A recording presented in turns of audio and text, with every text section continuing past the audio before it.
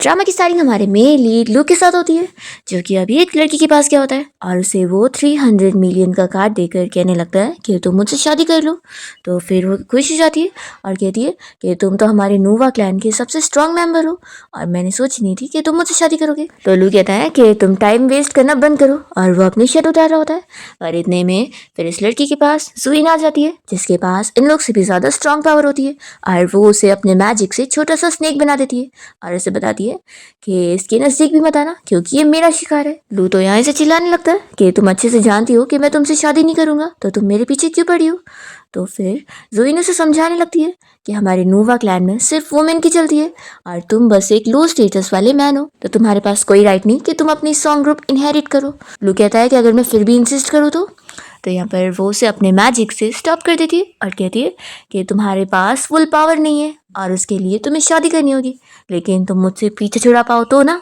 यहाँ पर जुई ने लू के ऊपर मैजिक कर दी होती है, जिसकी वजह से उसके ऊपर ड्रग का इफेक्ट स्टार्ट हो जाता है और वो कहती है कि अब तो तुम मुझसे दूर हो ही नहीं पाओगे और उसकी क्लोज आ रही होती है। पर तभी यहाँ लू कैसे भी करके अपने मैजिक पावर से यहाँ से गायब हो जाता है। पर जुइन सोच लेती है कि वो उसे ढूंढ के रहेगी क्योंकि वो अभी आसपास ही होगा, क्योंकि नशे में वो कहीं दूर जा ही नहीं सकता। फिर हम हमारी फीमेल लीड शाओ को देखते हैं, जो कि यहाँ घूमने के लिए आई होती है और वो जैसे यहाँ इस होटल में आती है तो वो होटल नंबर देखकर खुशी हो जाती है कि कितना लकी नंबर है। जैसे ही वो रूम में एंटर करने लगती है तभी लू वहाँ पहुँच जाता है और दरवाजे को रोकते हुए उससे कहता है कि तुम मेरी हेल्प करो और वो उसके साथ होटल रूम में चला जाता है। और तभी हम देखते हैं कि जुइन यहाँ पर अपनी चेलियों के साथ लू को ही ढूंढ रही होती है और वो कह रही होती है कि आज उसे ढूंढ के ही रहना होगा, वो सिर्फ मुझसे शादी कर सकता है। लू तो यहाँ शाओ के ऊपर बेहोश होने लग जाता है, तो वो उसे कहती है कि तुम होश में आओ। फिर वो उसे बैट पे लेटा देती है और यहाँ पर वो अपने शर्ट के बटन खोलने की कोशिश करता है, तो शाओ अपनी आंखें बंद करते हुए उसके बटन वापस से बंद करती है और कहती है कि क्या तुम बीमार हो गए हो। तभी यहाँ लू तो वापस से खोल देता है और शाओ जल्दी से उसे पानी का ग्लास दे रही होती है और पानी गलती से उसके ऊपर गिर जाता है। तो यहाँ पर लू तुरंत ही फिर उठकर उसे किस करने लगता है। शाओ तो पूरी की पूरी शॉक हो जाती है और वो तो जल्दी से उसे दूर करके खड़ी हो जाती है और चिल्लाने लगती है कि तुम कितने खराब हो, मैंने अच्छाई करने के लिए तुम्हारी हेल्प करी और तुमने बदले में मेरे साथ ये किया। पर तभी यहाँ पर शाओ देखती है कि लू तो बेहोश हो चुका है, तो फिर वो उसकी फिक्र करने लगती है कि उसे क्या हो गया है। वो पूछती है कि तुम ठीक तो हो। तभी लू फिर से जाग जाता है और वो उसे पकड़ के उसके नेक पे बाइट कर लेता है। नेक्स्ट मॉर्निंग जब लू की नींद खुलती है और उसे याद आ रहा होता है कि कल मैंने अपने पावर का कंट्रोल खो दिया और किसी ऑर्डिनरी इनोसेंट इंसान को 3 बार बाइट कर लिया, वो यही सब सोचकर अपसेट हो रहा होता है। तभी शाओ से कहने लगती है कि चुप बैठो। तो लू तो उसे देखकर शॉक रह जाता है कि ये इंसान मर ही नहीं। वो सोचने लगता है कि वो नोवा क्लैन का मेंबर है और वो लोग जब वीक होते हैं तो उन्हें वैम्पायर जैसी ब्लड सक करने की अर्ज होने लगती है और वो लोग किसी भी इंसान को अगर बाइट कर लेते हैं तो वो मर जाता है। तो लू को ये चीज़ बहुत ही ज़्यादा शॉकिंग लग रही होती है कि इस इंसान को कुछ हुआ क्यों नहीं। इतने में शाओ से उठा हुआ देखकर जल्दी से उठ जाती है और चिल्लाने लगती है कि तुम कितने खराब हो, कल मैंने तुम्हारी जान बचाई और तुम्हारी हेल्प करने का तुमने मुझे ये सिला दिया कि तुमने देखो कहाँ कहाँ मुझे बाइट कर लिया और मेरा ब्लड सक किया, क्या तुम कोई वैम्पायर हो। तो लू ये देखकर शॉक होता है और कहता है कि मैंने तुम्हें बाइट किया तो तुम्हें कोई रिएक्शन नहीं हुआ। शाओ डर जाती है और पूछती है कि इसका क्या मतलब है, कहीं तुम्हें रेबीज तो नहीं है। लू कहता है कि बिल्कुल नहीं। तो फिर वो चैन की सांस लेती है। लू से कहता है कि कल जो हुआ उसमें मेरी गलती थी, इसलिए ये लो, ये कंपेंसेशन के तौर पे मेरी तरफ से। तो शाओ तो ये देखकर बहुत ज़्यादा खुश हो जाती है कि ये तो अनलिमिटेड वाला ब्लैक कार्ड है।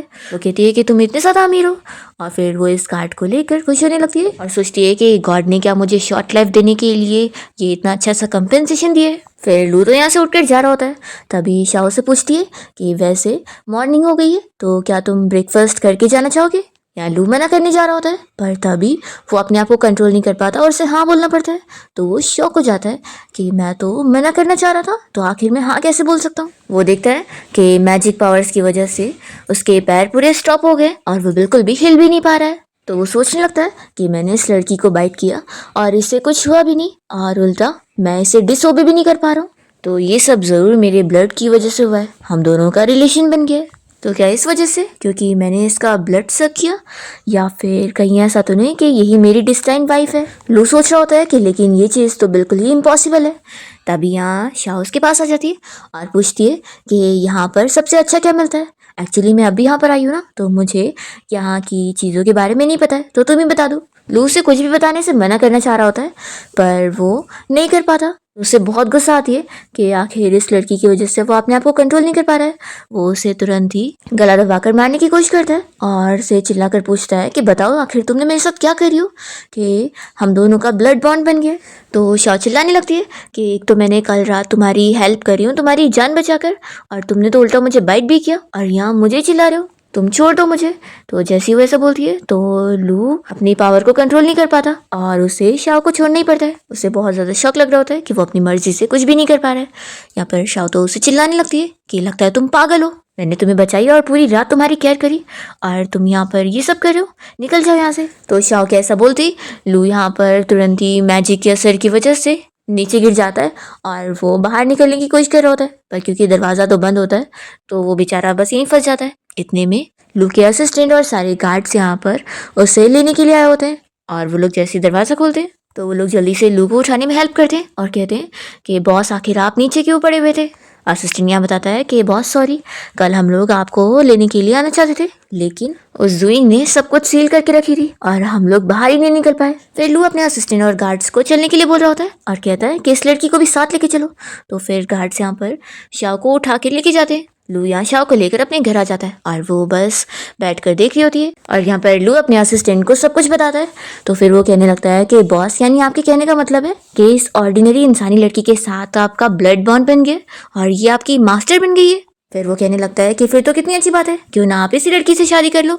तो लू गुस्से में उसे कहता है कि क्या तुम्हें मरना है। तो फिर असिस्टेंट उसे समझाने लगता है कि बॉस देखो, जुइन आपके पीछे पड़ी हुई है और वो आपको छोड़ने वाली नहीं है। अगर उसने फोर्सली आपसे शादी कर ली ना तो उसके अंडर में आपका सॉन्ग ग्रुप तो बर्बाद हो जाएगा। तो अगर उसकी जगह आपने इस लड़की से शादी कर ली तो कितना फ़ायदा होगा। ये कितनी कमज़ोर सी दिख रही है तो इसे कंट्रोल करना कितना आसान होगा। तो शाओ अपने आप को वीक सुनकर उसे ऐसे देख रही होती है और यहाँ पर असिस्टेंट कह जा रहा होता है कि इससे शादी करने में आपको फ़ायदा है, ये आपकी सॉन्ग ग्रुप छीन भी नहीं पाएगी और आपकी पावर बढ़ जाएगी तो आप क्लैन के सबसे स्ट्रॉन्गेस्ट मेंबर भी बन जाएंगे और फिर बॉस आप अपनी मॉम की मौत के बारे में इन्वेस्टिगेशन भी कर पाएंगे। तभी शाओ इन लोग की बातें सुनते हुए यहाँ पर हाथ उठाकर इन लोगों से कहने लगती है कि क्या मैं यहाँ से जा सकती हूँ। तो फिर असिस्टेंट उसे समझाने लग जाता है कि हमारे सीईओ मिस्टर लू सॉन्ग ग्रुप कंपनी के सबसे स्ट्रांग मेंबर है स्नूबा क्लैन के और अब तुम्हारा उनके साथ ब्लड बॉन्ड बन चुका है तो अब से तुम्हें यहाँ उनके घर पे रहना पड़ेगा और तुम उनकी वाइफ बनोगी। ये सुनते के साथ ही शाओ को तो शौक लग रहा होता है और वो पूछती है कि इसका क्या मतलब है, तुम लोग मुझे यहाँ कैद करने वाले हो। तो फिर लू से बताने लग जाता है कि सिर्फ तुम्हें कैद ही नहीं करने वाले बल्कि अब तुम्हें मुझसे शादी भी करनी होगी। शाओ कहने लगती है कि ये शादी ये सब क्या है। तो फिर असिस्टेंट सब उसे समझाने लगता है कि हमारा नूवा क्लैन बहुत ही पुराना क्लैन है और यहाँ पर के रूल्स के हिसाब से मैन अपना फेस पब्लिक में नहीं शो कर सकते, उसके लिए पहले उन्हें शादी करनी पड़ेगी। तो इस वजह से मेरे सीईओ को एक लड़की की ज़रूरत है शादी करने के लिए। शाओ कहती है कि क्या नोवा क्लैन लगा के रखा है, आखिर यहाँ पर क्या कोई फैंटेसी नॉवेल लिखी जा रही है और अब तुम लोग कहोगे कि तुम लोग कोई गॉड हो। देखो मैं बता दूं कि ये 21st सेंचुरी चल रही है और अभी के ज़माने में कोई सुपरस्टिशन को नहीं माना जाता है। और शाओ तो इन दोनों को देखकर मन में सोच रही होती है कि ये लोग या फिर इडियट्स हैं या फिर झूठे हैं और ज़रूर मैं इस टाउन की नहीं हूँ ना, इसलिए ये लोग मेरे साथ फ्रॉड करना चाहते हैं। लू कहता है कि देखो अगर तुम मुझे शादी करोगी ना तो मैं तुम्हारी कोई भी एक विश पूरी कर सकता हूँ। शाओ कहती है कि अच्छा, फिर मैं अगर कहूँ कि मेरी विश है कि मुझे एटर्नल लाइफ चाहिए तो क्या तुम वो दे सकते हो। तो लू कहता है कि हाँ, अगर तुम मुझसे शादी करोगी और हमारा रिलेशन बनेगा तो फिर तुम्हें भी मेरे साथ एटर्नल लाइफ मिलेगी। ये सुनते के साथ ही शाओ को बिल्कुल भी बिलीव नहीं हो रहा होता है। शाओ कहती है कि मिस्टर, लगता है तुमने बहुत सारी जहरीले मशरूम खा लियो जो तुम्हें हेलुसिनेशन हो रहा है। मैं तुम्हें बता दूं कि तुम दोनों ऐसी बातें करके मुझे कोई फूल नहीं बना सकते हो। और फिर वो तो तुरंत यहाँ से भाग लेती है। तो असिस्टेंट कहने लगता है कि बॉस देखो, ऐसे भाग रही है जैसे उसके पीछे कोई भूत पड़ा हुआ है, पर लू उसके पीछे नहीं जा रहा होता है। तो वो कहता है कि बॉस क्या हम उसे जाने दे रहे हैं। फिर हम देखते हैं कि शाओ यहाँ से बहुत ही दूर जा चुकी होती है और वो बस सोच रही होती है कि यहाँ पर आना ही खराब हो गया, मुझे फ्रॉड लोग मिल गए और ऐसा बंदा जिसने मुझे बाइट भी किया और इतना बड़ा झूठा भी था।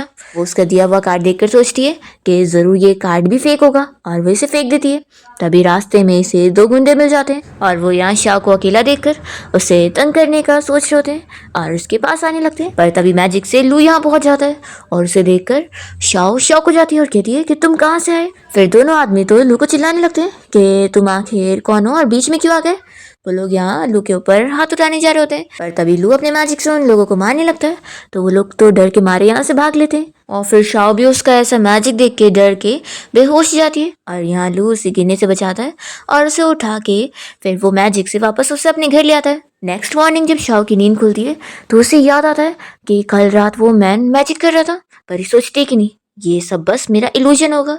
वो अपने आप को समझाने लगती है कि कोई भूत वूत थोड़ी ना होते हैं और फिर वो अपना डर खत्म करती है और सोचती है कि वैसे मैं यहाँ पर कैसे आई, क्या उस मैन ने ही मुझे वापस यहाँ पर लेकर आया होगा। फिर वो तुरंत ही यहाँ से बाहर जाने लगती है और तभी बाहर निकलते हुए जब वो एक दरवाज़ा खोलती है तो उसमें उसे लू बैठा हुआ दिखाई देता है और उसकी आंखें भी बंद होती है। तो यहाँ पर फिर शाओ उसके पास आकर उसे अच्छे से देखने लगती है और उसे जैसे ही वो टच करती है तो इतने में उसकी आंखें खुल जाती है। तो शाओ डर के मारे चिल्लाने लगती है और कहती है कि प्लीज़ मुझे खाना मत, मेरा टेस्ट बिल्कुल भी अच्छा नहीं है। तो वो कहता है कि एक बार और चिल्लाओगी ना तो सच में मैं तुम्हें खा जाऊंगा। तो फिर वो तुरंत ही अपने मुंह पे हाथ रख लेती है और यहाँ पर लू से कहने लगता है कि अब तुम्हें मुझ पे बिलीव हो ही गया होगा ना, देखो मैं सच में तुम्हें ठीक कर सकता हूँ। शाओ कहती है कि ठीक कर सकते हो। तो फिर वो उसके पास आता है और उसे स्मेल करते हुए बताने लगता है कि तुम्हारी सेंट में स्मेल करते हुए बता सकता हूँ कि तुम्हें बहुत ज़्यादा ही सीरियस बीमारी है। फिर शाओ याद करने लगती है और हमें फ्लैशबैक में दिखाते हैं जब वो हॉस्पिटल में अपना चेकअप करवाने गई थी तो डॉक्टर ने फिर रिपोर्ट लाकर उससे बताया था कि उसे कैंसर है और उसके पास सिर्फ 3 महीने बचे हैं जीने को।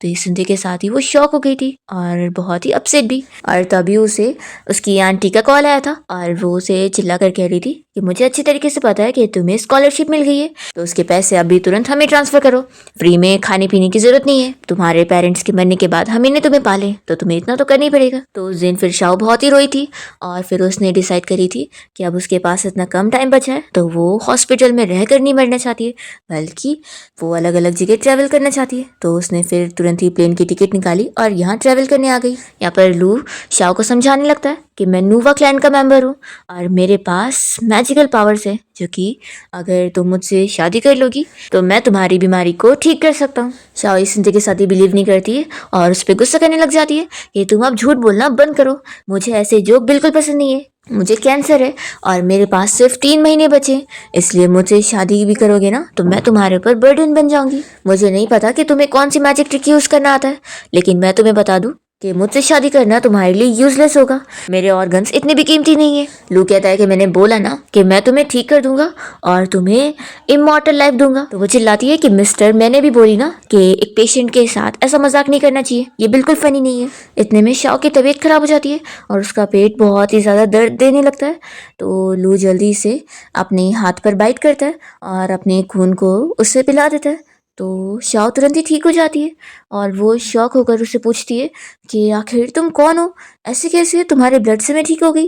तो वो कहता है कि मैंने बताया ना कि मैं नूवा क्लैन का मेंबर हूँ और मेरे ब्लड में स्पेशल पावर है जिससे कोई भी ठीक हो सकता है। शाओ कहती है कि बिल्कुल नहीं, मुझे तो बिलीव नहीं है कि इस दुनिया में कोई रियल मैजिक नाम की भी चीज़ हो सकती है। तो लू जल्दी से उसे हक कहता है और कहता है कि मुझे टाइट पकड़े रहना और फिर वो उसे मैजिक से अलग अलग जगह लेकर जाता है और उसे एक्सपीरियंस कराता है। तो वो मान लेती है कि ये तो सच वाला मैजिक है। तो लू कहता है कि ये कोई मैजिक नहीं है बल्कि हम नूवा क्लैन मेंबर्स की पावर है। और फिर लू तो यहाँ शाओ को वापस अपने घर पे ले आता है। तभी वो तो उसकी तारीफें करने लग जाती है और कहती है कि सच में तुम कितने ज़्यादा अमेजिंग हो, ये बताओ कि तुम भूत हो या फिर ज़ॉम्बी हो। तो लू कहता है कि मैंने तुम्हें कितनी बार बताऊँ कि मैं बस नूवा क्लैन का मेंबर हूँ। पर यहाँ शाओ तो अपने असम्पशंस लगाने लगती है कि तुम ब्लड सक कर सकते हो, इसका मतलब है कि तुम ज़रूर ज़ॉम्बी हो। और वैसे ये बताओ कि यहाँ पर क्या तुम जैसे सारे ज़ॉम्बीज़ ऐसे सोसाइटी में रहते हैं। तो वो कहता है कि कितनी बार बताऊँ मैं नूवा क्लैन का हूँ। तो वो कहती है कि लेकिन तुम ब्लड सक कर सकते हो ना, तो फिर ये तो ज़ॉम्बी करते हैं। लू फिर हार मान जाता है और यहाँ पर शाओ बड़ी खुश होने लगती है और कहती है कि मैंने कभी एक्सपेक्ट नहीं करी थी कि मैं मरने से पहले एक जिंदा ज़ॉम्बी को भी देखूंगी।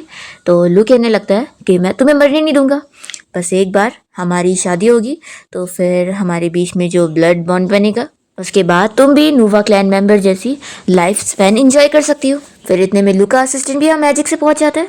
तो शाओ कहने लगती है कि तुम भी यहाँ पर कैसे आ गए, सच बताओ तुम लोग भूत हो ना। तो फिर असिस्टेंट कहने लगता है कि हम लोग कोई भूत नहीं है, वैसे अभी ये चीज़ इंपॉर्टेंट नहीं है। और फिर असिस्टेंट तो शाओ के कान में उसे बताने लग जाता है कि तुमने तो इसके साथ अपना ब्लड बॉन्ड बना लियो ना, तो अब तुम इसकी मास्टर बन चुकी हो, तो तुम इससे जो चाहे वो करवा सकती हो। तो शाओ पूछती है कि इसका क्या मतलब है। तो असिस्टेंट कहने लगता है कि तुम इसे जो ऑर्डर दोगी ये वही करेगा, तुम बोलोगे बैठ जा तो ये बैठ जाएगा। तो फिर शाओ उसके कहने पर लू को ऑर्डर देती है कि बैठ जाओ। तो वो तो तुरंत ही अपने आप को ना कंट्रोल कर पाते हुए शाओ के कहने की वजह से नीचे बैठ जाता है। तो शाओ तो खुश हो जाती है कि अरे वाह, मैंने जो बोली इसने वो किया। फिर वो उसे ऑर्डर देने लगती है कि तुम म्याओ करो, तो लू म्याओ बोलने लग जाता है। ये देखकर फिर तो शाओ और भी ज्यादा खुश हो जाती है और इसके गाल पकड़ के कहती है कि तुम तो कितने ज्यादा क्यूट हो। लू से पूछता है कि ये बताओ कि तुम मुझसे शादी कर रही हो कि नहीं। इतने में ज़ुइंग यहाँ पर अपनी चेलियों को लेकर पहुंच जाती है और वो कहती है कि तुम्हारी इतनी हिम्मत कि तुम मेरे पीठ पीछे किसी और से शादी करोगे। लू फिर से यहाँ पर शाओ का हाथ पकड़ के उससे उसका जवाब पूछ रहा होता है कि तुम मुझसे शादी करना चाहोगी कि नहीं। तो वो शाओ कुछ नहीं कह पा रही होती है और इतने में ज़ुइन अपने मैजिक से शाओ को दूर करते हुए लू से कहने लगती है कि तुम अनग्रेटफुल मत बनो, तुम्हारे पास मेरे अलावा कोई बेस्ट चॉइस नहीं है। वो लू को टच करने लगती है तो लू चिल्ला रहा होता है कि मुझे टच भी मत करना। तो ज़ुइन यहाँ ऑर्डर देकर लव पोशन मंगवाती है और कहती है कि अब मैं इस लव पोशन को तुम्हारे अंदर डाल दूंगी ना, तो फिर तुम मुझे बिल्कुल मना नहीं कर पाओगे और तुम मेरी जिंदगी भर के नौकर बन जाओगे। तभी ये सब सुनते हुए शाओ लू को बचाने के लिए जल्दी से ज़ुइन को धकेल देती है और लू को जवाब देती है कि मैं तुमसे शादी करने के लिए रेडी हूँ। फिर ज़ुइन को शाओ के ऊपर बहुत गुस्सा आता है कि तुम मेरा प्लान खराब करोगी। वो उसे मैजिक से यहाँ मारने लगती है और उसका गला दबा रही होती है और यहाँ पर लू कुछ भी नहीं कर पा रहा होता है क्योंकि ज़ुइन ने अपने मैजिक से उसे स्टॉप करके रखी होती है। पर तभी शाओ के अंदर कुछ अजीब सी मैजिक पावर आ जाती है और वो कोई एक अलग इंसान बनते हुए अपने पावर से इस ज़ुइन को दूर करने लग जाती है और वो कह देती है कि तुम्हारे अंदर इतनी दम नहीं कि तुम मेरी लाइफ ले पाओ। ज़ुइन को शौक लग रहा होता है कि एक मामूली सी इंसान के पास इतनी ज्यादा पावर नहीं आ सकती। वो लू से कहती है कि जरूर तुम अपनी पावर का इस्तेमाल कर रहे हो। तभी ज़ुइन की चेली कहने लग जाती है कि लगता नहीं कि ये लड़की नॉर्मल है और हम इसका मुकाबला नहीं कर सकते, तो अभी यहाँ से चलते इसके बारे में पता लगाना होगा। तो ज़ुइन तो कह देती है कि तुम लू को मुझसे नहीं छीन पाओगी और वो यहाँ से फिर मैजिक से चली जाती है। और ज़ुइन के यहाँ से जाती शाओ के ऊपर जो मैजिक पावर का असर चढ़ा था वो खत्म हो जाता है और वो तो बेहोश होने लगती है। तो लू जल्दी से उसे पकड़ता है और यहाँ पर फिर उसका असिस्टेंट बताने लगता है कि शाओ के ऊपर जो मैजिक पावर का असर दिख रहा था वो बिल्कुल ऐसा था जैसे कि गो फैमिली के मैजिक स्पेल का असर हो। लू को भी ये चीज शॉकिंग लग रही होती है कि उसकी जो पावर थी वो बिल्कुल उसकी मॉम की पावर जैसी मिल रही थी, लेकिन वो तो इतनी ऑर्डिनरी इंसान है तो उसके पास ये पावर कैसे। लू अपने असिस्टेंट को शाओ के बारे में इन्वेस्टिगेट करने के लिए बोलता है और कहता है कि मैं जानना चाहता हूँ कि ये है कौन। और फिर लू यहाँ से शाओ को रूम में लाकर लेटा देता है और वो सोच रहा होता है कि आखिर मेरी मॉम के साथ तुम्हारा क्या कनेक्शन है। जैसे वो यहाँ से जाने लगता है तभी इतने में शाओ को बहुत ज्यादा खांसी आने लगती है और उसके मुंह से खून आ रहा होता है। तो ये देख के लू बहुत डर जाता है और तुरंत ही अपने असिस्टेंट को बुलाता है और वो यहाँ शाओ का चेकअप करने के बाद बताता है कि असल में उसने जो अभी मैजिक पावर का इस्तेमाल करी है उसके बाद वो बहुत ही वीक हो चुकी है और असल में ये सब उस पावर की वजह से हुआ है कि जब जब वो उसका यूज करेगी तो वो वीक होती जाएगी और अगर उसका ज्यादा यूज हो गया तो फिर वो मर भी सकती है। फिर लू यहाँ शाओ को देखते हुए बस इस बारे में सोच रहा होता है कि आखिर वो कैसे ठीक हो पाएगी। उसे थोड़ा सा आइडिया लगता है कि शायद वो अपना ब्लड उससे देगा तो उसकी कंडीशन थोड़ी ठीक हो सके। फिर वो अपना ब्लड उसके मुंह में डाल देता है और उसके बाद वो बाहर अपनी मॉम की पेंटिंग देखते हुए इस बारे में सोच रहा होता है। इतने में फिर उसका असिस्टेंट आता है और बताता है कि उसने शाओ की पूरी डिटेल इन्फॉर्मेशन लेकर आ गया और पता लगा है कि वो तो बस एक ऑर्डिनरी सी इंसानी लड़की है। तो फिर लू कहता है कि लगता है उसे भी अपनी आइडेंटिटी के बारे में नहीं पता होगा, लेकिन चाहे वो जो भी हो मुझे पूरा यकीन है कि वो मेरी मॉम से रिलेटेड जरूर है। फिर इसके बाद हम देखते हैं कि शाओ को रात में जैसे ही होश आता है तो वो देखती है कि लू वहीं पर ही खड़ा है। तो वो उसे पूछने लगती है कि क्या पूरी रात तुम मेरे साथ ही थे। तो लू जैसे यहाँ पर उसके फेस को टच करने जा रहा होता है तो शाओ कहने लगती है कि मुझे बहुत ही भूख लगी है, तो क्या कोई खाना है। और फिर वो कुछ सोचती है और कहती है कि सॉरी मैं तो भूल ही गई थी, तुम तो ज़ॉम्बी हो तो तुम इंसानी खाना कहाँ खाते होंगे। तभी लू से कहता है कि फिर हाथ पकड़ो और फिर वो उसे मैजिक से यहाँ किचन में ले आता है और शाओ यहाँ पर वेजिटेबल्स और ये सारा खाना देखकर शौक होती है और कहती है कि तुम तो ज़ॉम्बी हो ना, तो तुम्हारे पास ये इंसानी खाना कैसे है। लू कहता है कि मैं तुम्हें कितनी बार बताऊं कि मैं कोई ज़ॉम्बी नहीं हूँ, मैं नोवा क्लैन का मेंबर हूँ। तो शाओ कहती है कि मैं समझ गई, जरूर तुम हाई लेवल वाले ज़ॉम्बी हो, ठीक है चलो अब मैं तुम्हारे लिए कुकिंग करती हूँ। और फिर वो उसके ऊपर लहसुन डाल देती है और उससे कहने लगती है कि तुम्हें आखिर लहसुन से डर क्यों नहीं लग रहा है, ज़ॉम्बीज को तो इससे डर लगता है ना। तो वो कहता है कि मैं बता रहा हूँ ना, मैं ज़ॉम्बी नहीं हूँ। शाओ कहती है कि ठीक है फिर, अब मैं नूडल्स बनाती हूँ और तुम लकी हो कि मेरे हाथ की नूडल्स खाने वाले हो। और फिर वो कुकिंग करना स्टार्ट करती है।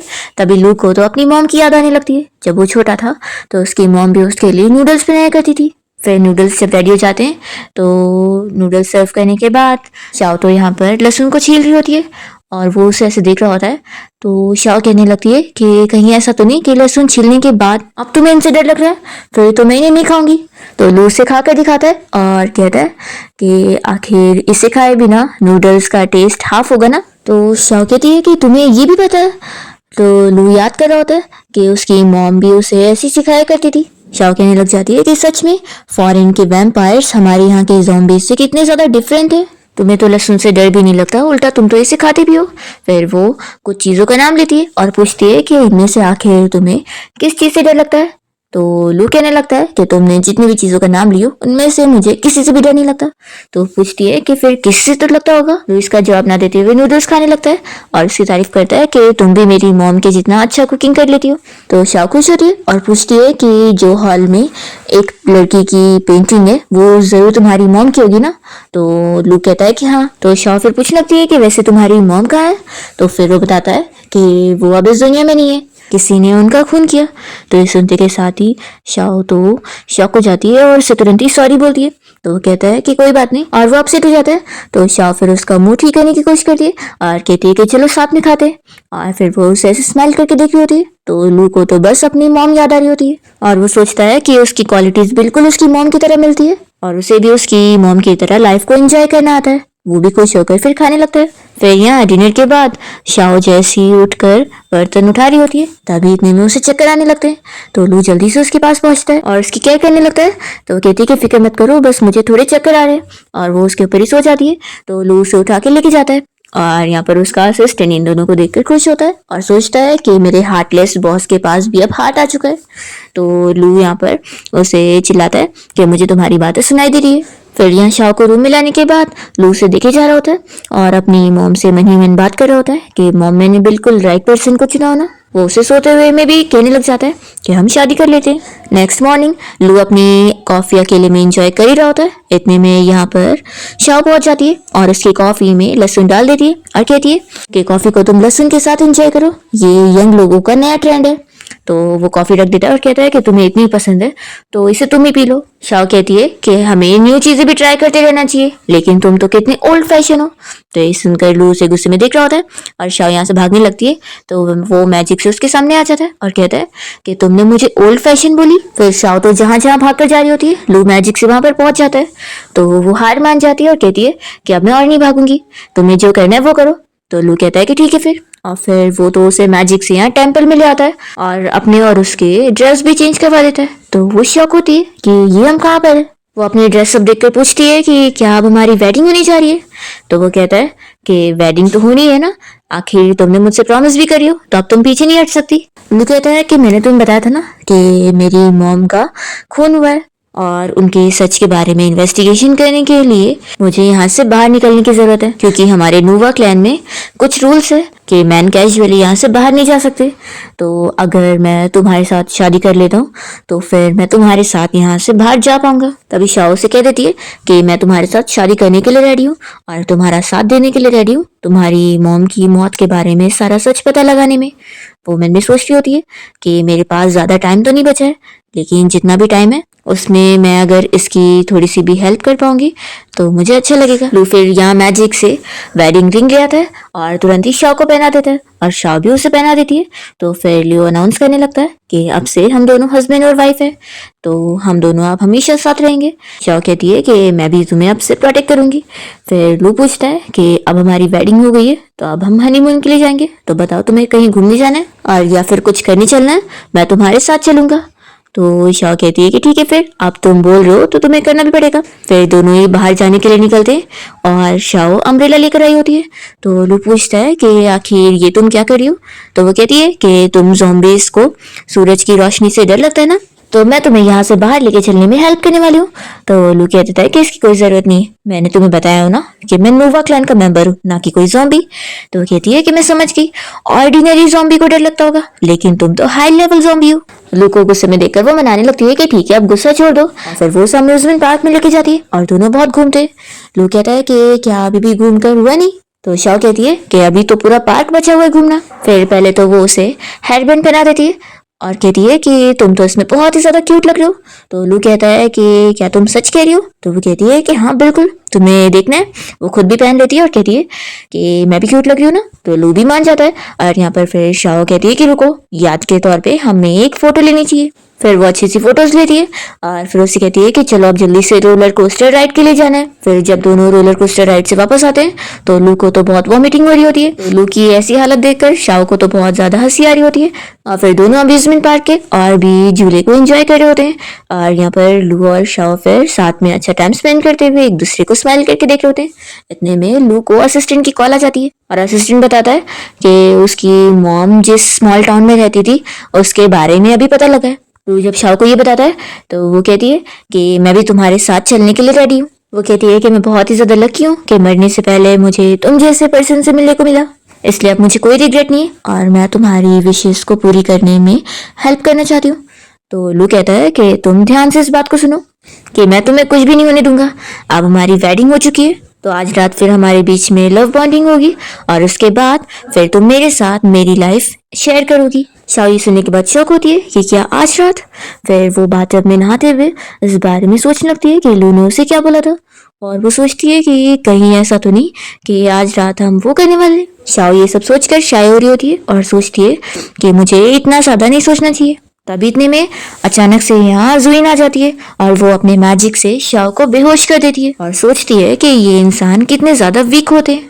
फिर जुइन तो शाओ के नेक पर बाइट करने वाली होती है पर तभी अचानक से उसे फील होता है कि कोई उसकी मैजिक पावर खींच रहा है और इतने में हम देखते हैं कि शाओ के अंदर फिर से उसी रेड वाली मैजिक स्पेल का असर हो जाता है और वो फिर से कोई और ही पर्सन बन जाती है और इस जुइन को वो खुद ही बाइट करने लगती है उसे मारने के लिए। तभी इतने में यहाँ पर लू पहुंच जाता है और वो शाओ से कहने लगता है कि उसे मारना मत। उसे यहाँ पर शाओ की फिक्र हो रही होती है कि फिर उसे कुछ भी हो सकता है। तभी इतने में जुइन तो गायब हो जाती है और शाओ जल्दी से फिर लू को यहाँ अपने साथ बाथरूम में खींचती है और उसे फोर्सली किस करने लगती है और फिर वो अपने हाथ पर बाइट करके उसे अपना ब्लड सक करने के लिए दे रही होती है ताकि उन दोनों के बीच का बॉन्ड कंप्लीट हो सके और उन दोनों की लाइफ एक हो सके। तो यहाँ लू तो शाओ को शॉक होकर देख रहा होता है कि वो उसे बदली हुई नजर आ रही है। तभी शाओ चिल्लाने लगती है कि तुम मेरे सर्वेंट हो, तुम क्या मेरी बात सुनोगी नहीं। तो लू जल्दी से फिर उसे सक करने लगता है और यहाँ शाओ फिर खुश होती है और फिर दोनों ही वापस पैशनेटली किस करने लगते हैं और यहाँ रोमांटिक नाइट स्पेंड करते हैं। नेक्स्ट मॉर्निंग दोनों साथ में बेड पर लेटे होते हैं। जैसे ही शाओ की नींद खुलती है तो वो लू को अपने पास देखकर जोर से चिल्लाती है। तो लू भी उठ जाता है और पूछता है कि क्या हुआ है। तो ये पूछती है कि आखिर तुम यहाँ मेरे बेड पर क्या कर रहे हो, कहीं कल रात तुमने वो मुझसे बॉन्डिंग तो नहीं बनाया जिसकी तुम बात कर रहे थे और तुमने मुझे बाइट भी किया है। तो लू कहता है कि क्या तुम्हें याद नहीं कल रात क्या हुआ था। शाओ को कुछ याद ही नहीं होता और वो कहती है कि कल मैं होश में नहीं थी और तुमने मेरी बेहोशी का फायदा उठाया। वो उसे गुस्से में किक करके नीचे गिरा देती है। तो लू कहता है कि तुम्हें सच में नहीं याद है कि तुमने कल रात मेरे साथ क्या क्या करी। तो शाओ कहती है कि क्या बकवास कर रहे हो, मैं आखिर तुम्हारे साथ क्या ही कर सकती हूँ, तुम यहाँ मुझ पर कुछ भी झूठा इल्जाम मत लगाओ। तो फिर लू से अपने ऊपर के सारे बाइट के निशान दिखाने लगता है कि देखो तुमने मेरा क्या हाल करी। शाओ सोचने भर जाती है कि क्या ये सब सच में मैंने करी हूँ, लेकिन आखिर मुझे कुछ भी याद क्यों नहीं है, क्या मैं स्लीप वॉकिंग कर रही थी। लू उसके पास आता है और कहता है कि क्यों ना हम लोग कल रात की चीजें वापस से रिपीट करें ताकि तुम्हें याद आ जाए। तो शाओ कहती है कि बिल्कुल नहीं, मैं तुम्हारे साथ ये सब कर ही नहीं सकती हूँ। वो भागने की कोशिश करती है। तो लू कहता है कि क्यों भाग रही हो, फिर तुम्हें गिल्टी फील हो रहा है इसलिए ना। शाओ कहती है कि हाथ छोड़ो मेरा। वो नहीं सुन रहा होता है तो वो बताती है कि ये मेरा ऑर्डर है। तो फिर लू से रोक ही नहीं पाता और शाओ भाग जाती है और लू सोचता है कि वो बस यही करना चाहती है।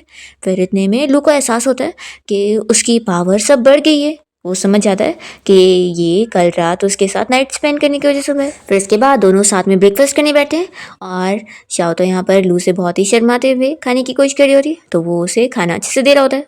इतने में फिर असिस्टेंट यहाँ पर आकर लू के कान में उसे बताने लगता है कि एल्डर साहब है और वो लोग जुइन के बारे में पूछ रहे हैं।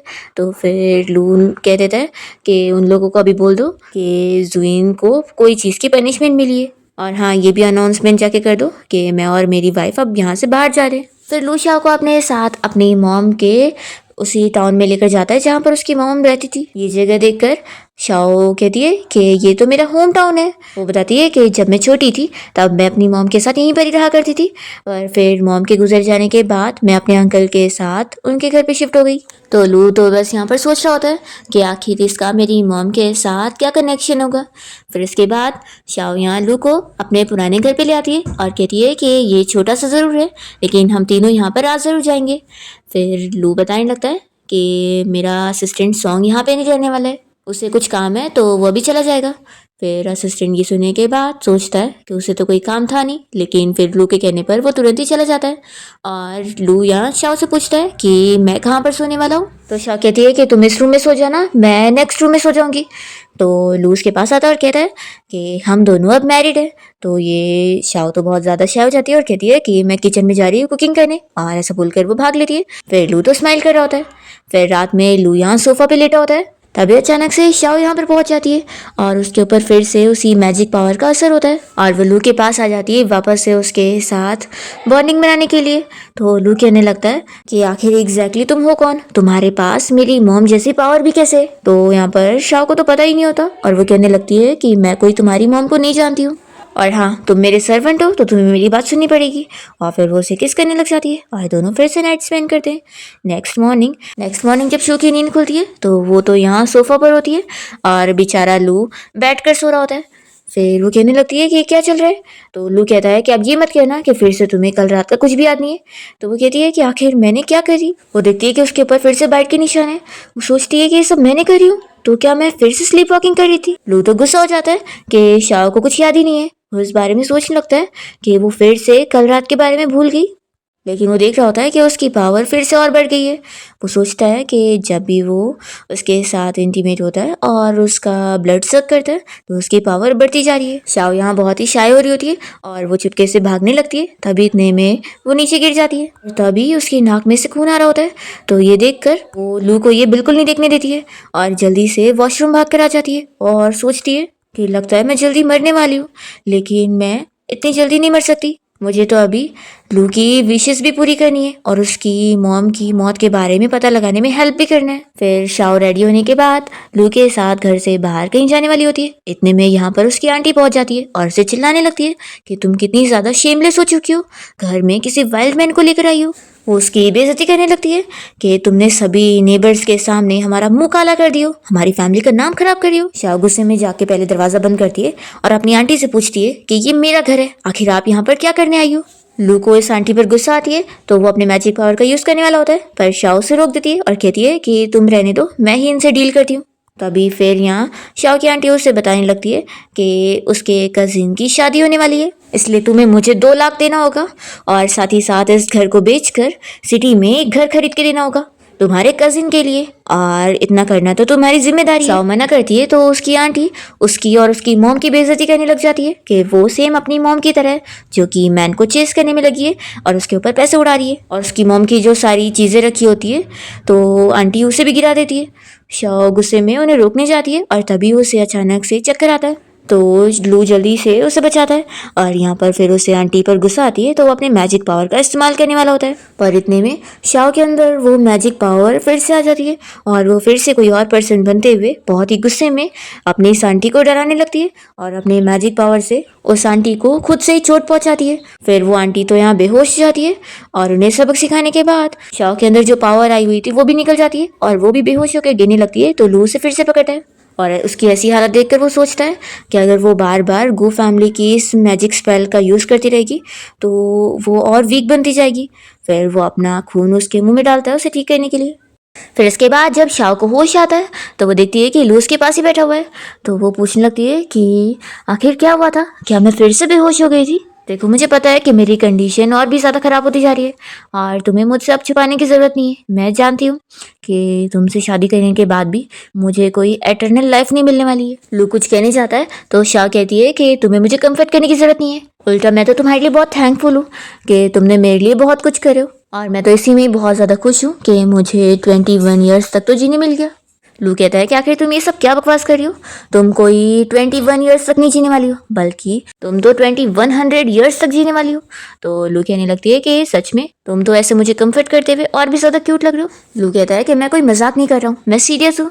तो शाओ भी उससे कहती है कि कोई बात नहीं, तुम मुझसे झूठ बोल रहे हो तो मैं तुम्हें ब्लेम नहीं करने वाली हूँ, और वैसे अभी एक इम्पॉर्टेंट काम करना है तो तुम यहाँ वेट करो, मैं अभी आती हूँ। तो लू उसके पीछे आने को कहता है तो वो शाओ कह देती है कि ये मेरा ऑर्डर है। तो फिर लू यहाँ से हिल ही नहीं पाता और वो बस सोचता रह जाता है कि वो तो मेरी बातें समझ ही नहीं पाई। दूसरी तरफ हम देखते हैं कि शाओ तो अपने अंकल आंटी और अपने कजिन को सबक सिखाने के लिए गई होती है और वो माइक में चिल्ला चिल्ला कर सारे लोगों के सामने उनकी बेइज्जती करती है कि वो लोग कितने ज़्यादा ख़राब है, उसके पेरेंट्स बचपन में गुजर गए थे और ये लोग बस उससे पैसे लूटते आए हैं और मज़े की लाइफ एंजॉय करते हैं और अभी भी उसे उसका पुराना घर बेचने पर मजबूर कर रहे हैं। तो ये सुनते के साथ ही सारे लोग यहाँ पर शाओ के अंकल आंटी को कहने लग जाते हैं कि सच में वो लोग कितने ज़्यादा ख़राब है।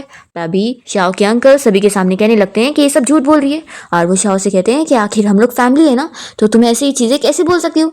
शाओ का कजिन भी उसे बातें सुनाने लगता है तो शाओ के अंदर फिर से वो मैजिक पावर का असर आ जाता है और वो इन लोगों को डरा देती है और यहाँ से फिर वो चली जाती है। तो वो लोग तो डर जाते हैं और सोचते हैं कि उसके अंदर तो भूत है। फिर यहाँ पर कजिन तो एक तांत्रिक को लेकर आ जाता है शाओ के अंदर का भूत निकालने के लिए, और ये तो उल्टा फेक तांत्रिक होता है जो कि शाओ को बस देखकर खुश हो रहा होता है। तो शाओ यहाँ कजिन को बताने लगती है कि ये तो फेक है, वैसे भी अगर मैं सच की भूत होती ना तो तुम्हें ही सबसे पहले खाती। फिर वो तांत्रिक तो शाओ के ऊपर अपना झूठा मैजिकल स्पेल डालने की कोशिश करता है, पर तभी इतने में शाओ की तबीयत खराब होने लग जाती है और उसके मुंह से खून आ रहा होता है। तो फिर ये लोग तो डरने लग जाते हैं और शाओ के ऊपर अभी उस मैजिक का असर हुआ था, इस वजह से ये उसकी हालत अभी खराब हो रही होती है। इतने में यहाँ पर लू मैजिक से पहुंच जाता है और वो इस तांत्रिक और शाओ के कजिन को डरा के यहाँ से भगा देता है। फिर इतने में यहाँ पर शाओ को होश आने लगता है तो वो लू से कहने लगती है कि लगता है मैं मरने वाली हूँ। तो वो कहता है कि कुछ भी मत बोलो। तो शाओ कहती है कि लेकिन मुझे ये कम से कम खुशी है कि मैं मरने से पहले तुमसे मिल पाई, तो अब मैं हैप्पी हूँ। शाओ कहती है कि लेकिन बस मुझे एक ही दुख है कि शायद लगता है मैं तुम्हारी विश पूरी करने में हेल्प करने तक जिंदा नहीं रह पाऊंगी, लेकिन मैं चाहती हूँ कि तुम अपनी मॉम के बारे में सारा सच पता लगाओ और एक अच्छी लाइफ जियो। तो वो कहता है कि कुछ भी मत बोलो, मैं तुम्हें कुछ नहीं होने दूंगा, तुम नहीं मर सकती। शाओ से कहती है कि मुझे तुमसे कुछ बताना था। वो बताने जा ही रही होती है कि तभी फिर वो बेहोश हो जाती है और यहाँ पर लू फिर उसे ठीक करने के लिए उसे अपना ब्लड पिलाने लगता है, पर इस बार इसके ब्लड का भी कुछ असर नहीं हो रहा होता है और शाओ को होश ही नहीं आता। तो लू फिर रोने लग जाता है और वो शाओ के बारे में सारी यादें याद कर रहा होता है कि दोनों ने कितने अच्छे पल बिताए और इतना घूमे फिरे एंजॉय करे। इतने में यहाँ शाओ से मिलने के लिए उसका कोई पुराना चाइल्डहुड फ्रेंड जैन आया होता है और वो तुरंत ही उसे पिल देने जा रहा होता है। तो लू उसे रोक देता है और कहता है कि तुम ये क्या कर रहे हो। तो वो बताता है कि मैं एक डॉक्टर हूँ और इससे पहले जब भी शाओ की हालत ऐसी ख़राब होती थी तो मैं उसे ऐसी पिल देकर ठीक करता था। तो फिर लू इससे ये पिल लेकर खुद ही शाओ के मुंह में डालता है और फिर इस पिल के जाते ही शाओ के मुंह पे दिखने लगता है कि वो थोड़ा बहुत ठीक हो रही है। तो ये देखकर फिर लू और उसका असिस्टेंट भी खुश हो जाते हैं और फिर लू यहाँ से शाओ को उठा के सीधा रूम में लेकर जाता है और यहाँ पर लू का असिस्टेंट शाओ के इस फ्रेंड को अपने साथ लेकर जाता है। फिर यहाँ लू शाओ को रूम में लेटाने के बाद जैसे जाने वाला होता है तभी शाओ की आईज वापस से रेड हो जाती है और उसके ऊपर वापस उस मैजिक का असर होता है। तो वो तो लू को किस करने लगती है, तो फिर लू भी यहाँ उसे किस कर रहा होता है। दोनों ही नाइट स्पेंड करते हैं। नेक्स्ट मॉर्निंग जब शाओ की नींद खुलती है तो अब उसे होश आ जाता है और वो दिखती है कि लू यहाँ उसके पास ही लेटा है। तो वो सोचती है कि मैंने कल रात फिर से इसके साथ स्पेंड करी हूँ।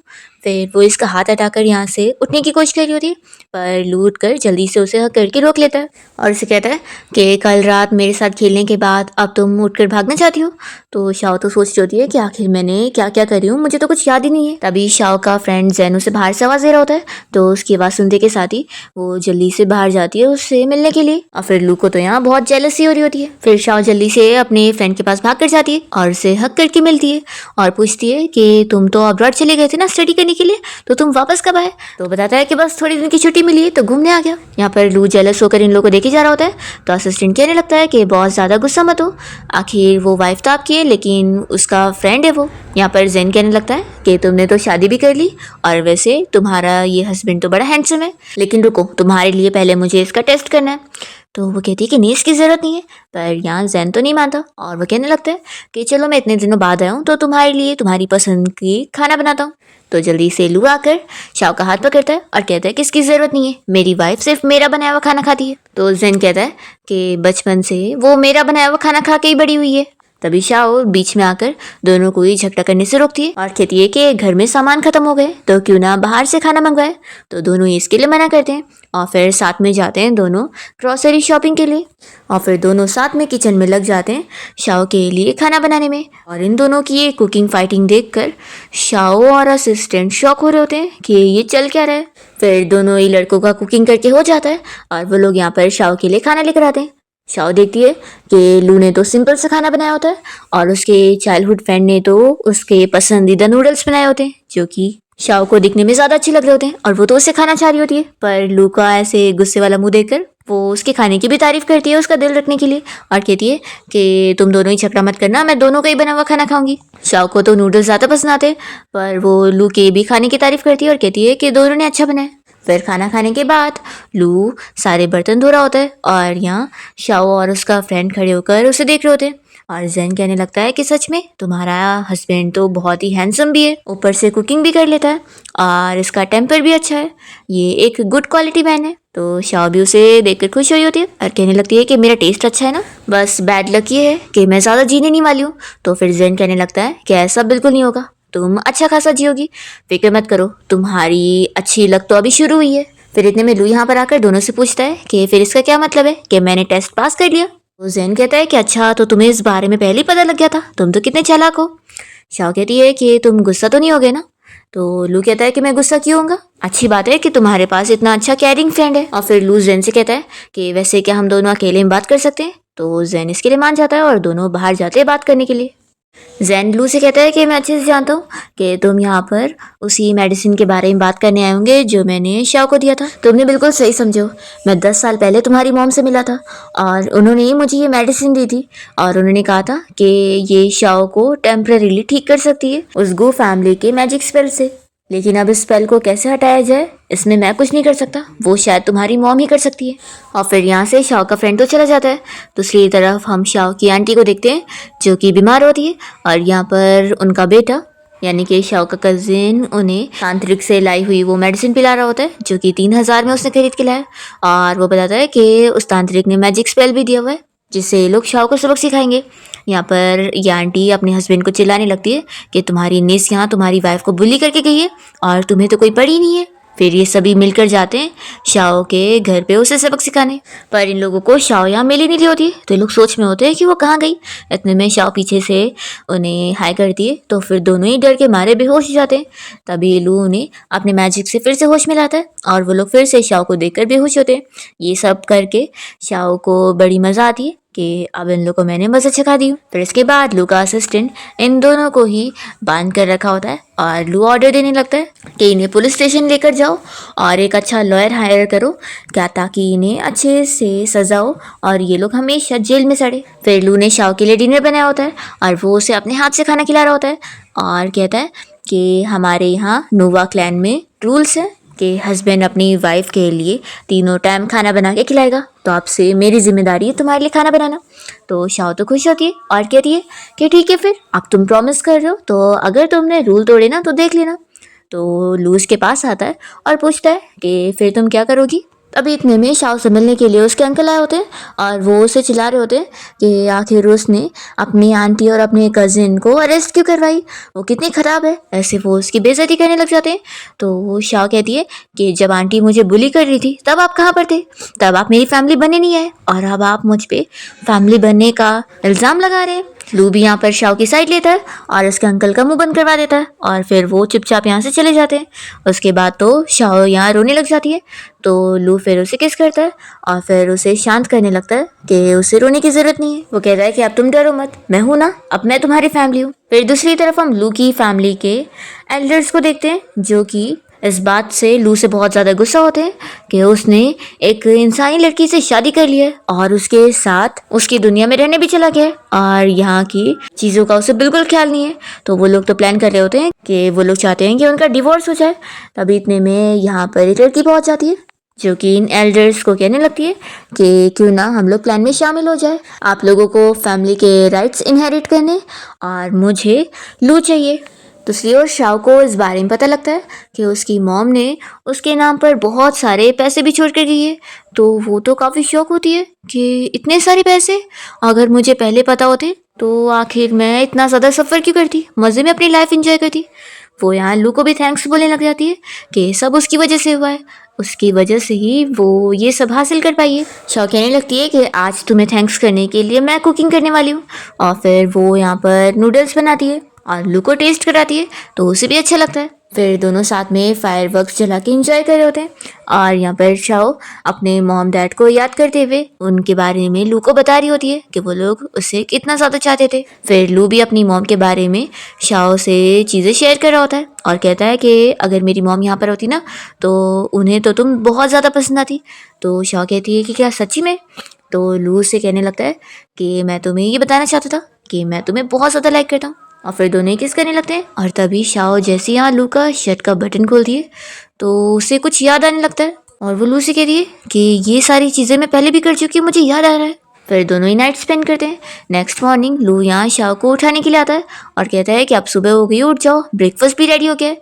पर शाओ उठ ही नहीं रही होती है, तो लू फिर उसे उठा के लेके जाता है और फिर यहाँ उसका ब्रश करने में भी हेल्प करता है, क्योंकि शाओ इतनी ज़्यादा नींद में होती है कि वो खुद ठीक से कर ही नहीं पा रही होती है। फिर दोनों साथ में अपना ब्रेकफास्ट एंजॉय कर रहे होते हैं। इतने में लू को असिस्टेंट की कॉल आती है और वो बताता है कि उसकी मॉम की मौत के बारे में कुछ चीज़ें और पता लगी है, और मेन तो ये पता लगा है कि असल में जो शाओ के डैड थे उन्होंने ही लू की मॉम को मारे हैं। ये सुनते के साथ ही लू तो शॉक रह जाता है और फिर वो इस बारे में अपने असिस्टेंट से बात करने जाता है। असिस्टेंट उसे पूरी डिटेल बताने लगता है कि असल में जो शाओ के डैड थे और लू की मॉम थी वो दोनों पुराने फ्रेंड्स थे, और उन दोनों के बीच में कोई अनबन हुई थी जिसके बाद शाओ के डैड ने लू की मॉम को मार दिए थे। तो लू बिल्कुल बिलीव नहीं करता और कहता है कि ऐसा हो ही नहीं सकता, मैं इस बात को नहीं मानने वाला। तो फिर असिस्टेंट बताता है कि असल में इस चीज़ का विटनेस भी है जिसने खुद ये बताया। फिर एक आदमी यहाँ पर आता है और वो तलवार लेकर आया होता है और बताने लगता है कि उसने अपनी आंखों से देखा है। लू इस तलवार को देखकर अपनी मॉम को याद करते हुए बस यही सोच रहा होता है कि उसे ये चीज़ अभी भी मिसअंडरस्टैंडिंग लग रही है। तभी यहाँ पर लू के पास मैजिक से उसकी नोवा क्लैन की होली प्रीस्ट मिंग्यू पहुंच जाती है, जो कि लू को बहुत ज़्यादा लाइक करती है और वो उसे पाने के लिए सब कर रही होती है। जब वो यहाँ लू का फेस टच करने लगती है तो वो चिल्लाता है कि मैं एक मैरिड मैन हूँ और तुम होली प्रीस्ट क्यों ना होगी, लेकिन तुम मुझे ऐसे ट्रीट नहीं कर सकती हो। तो वो उसे चिल्लाने लगती है कि आखिर तुम्हारी इतनी हिम्मत कि तुम मुझे दूर करो, किसी के अंदर भी इतनी हिम्मत नहीं है जो मुझे मना करे, तो अनग्रेटफुल मत बोलो। ऐसे बोलकर वो उसे किस करने वाली होती है, पर लू अपने मैजिक पावर से जल्दी से वहाँ से दूर हो जाता है और उसे समझा देता है कि मैं अपनी वाइफ से बहुत ज़्यादा प्यार करता हूँ और मैं ऐसा कोई काम नहीं करूँगा जिससे मैं उसे धोखा दूँ। तो कहने लगती है कि आखिर तुम अपनी मॉम की खूनी की बेटी को ऐसे कैसे चाह सकते हो, क्या तुम अपनी मॉम के बारे में भूल चुके हो। फिर वो अपने मैजिक से उसे झूठा सीन दिखाने लगती है जिसमें शाओ के डैड कैसे उसकी मॉम को मार रहे होते हैं, और ये सब दिखाकर वो उसे यकीन दिलाने की कोशिश करवा रही होती है। तभी इतने में शाओ यहाँ लू को ढूंढते हुए जैसे ही उसके रूम में आने को करती है तो वो बाहर से आवाज़ दे रही होती है।